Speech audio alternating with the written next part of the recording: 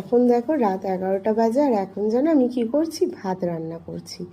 একটু আগে ভাতটা বসিয়ে দিয়েছিলাম, একবার ফুটে গেছে, গ্যাসটা বন্ধ করে রেখেছিলাম। এবার আরেকটু বাদে দেখছি যে ভাতটা হয়েছে কিনা, আর একটু গ্যাসটা জ্বালিয়ে দেবো। এরমভাবেই আমি ভাত রান্না করি। অ্যাকচুয়ালি আমি রাত্রিরে ভাতটা করি না। সন্ধ্যাবেলা হাজব্যান্ড বাড়িতে ফেরে কাজ থেকে, তারপরে রাত্রিরের ভাতটা ওই করে। আর আমি রাত্রিরে মেয়েকে পড়াই। আর ও থাকলে আমাকে করতেও দেয় না, বারণ করে টুলে উঠে এইভাবে ভাত টাত করতে। কারণ ফ্যান ঝরাতে বুঝতেই পারছো, কিছু যদি অসুবিধা হয়, ও থাকলে বারণই করে। তো আজকে অনেকটা রাত হয়ে গেছে ওর ফিরতে। দেখো এখন ভাত হচ্ছে, আর ও এখন বাড়ি ফিরলো। ওই জন্য ভাতটা আমি বসিয়ে দিয়েছি। ও আমাকে বারণ করছিল যে করতে হবে না, আমি এসে করব, কিন্তু দেখো এত রাত হয়ে গেছে। এখন যদি এসে ভাত বসাতো তাহলে খেতে খেতে আরও রাত। আর ওর তো খিদে পেয়েই গেছে, সারাদিনে একবার টিফিন নিয়ে গেছে, সেই দুপুরে খেয়েছে। তো আমি জানি ও বাইরে কিনে কিছু খায় না।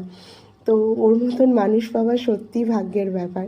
সেই জন্য কি বলবো, ভগবানকে অশেষ অশেষ মানে কি বলবো, প্রণাম যে আমাকে এত ভালো একটা মানুষ দিয়েছো আমার জীবনে।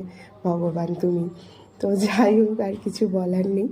এখন ভাতটা হয়ে গেছে, আমি ফ্যানটাও দিয়ে দিচ্ছি, তাহলেও একটু খেতে পারবে তাড়াতাড়ি। আর আমাদেরও খিদে পেয়েছে, অনেকটা রাত হয়ে গেছে। তো একটু ফ্রেশ হয়ে নিক, রেস্ট নিয়ে নিক, তার ফ্যানটাও ঝরে যাবে, তারপরে ওকে খেতে দিয়ে দেবো। তো এইভাবেই আমার সংসার আর আমার জীবন চলে। তোমাদের সাথে একটু শেয়ার করলাম, কেমন লাগলো অবশ্যই কমেন্ট করে জানিও। আর তোমাদের কমেন্টগুলো পড়ে আমি আরও উৎসাহ যাতে পাই, সেটা মানে এগিয়ে যেতে পারি, সেরকম আশীর্বাদও করো। Tata, bye bye.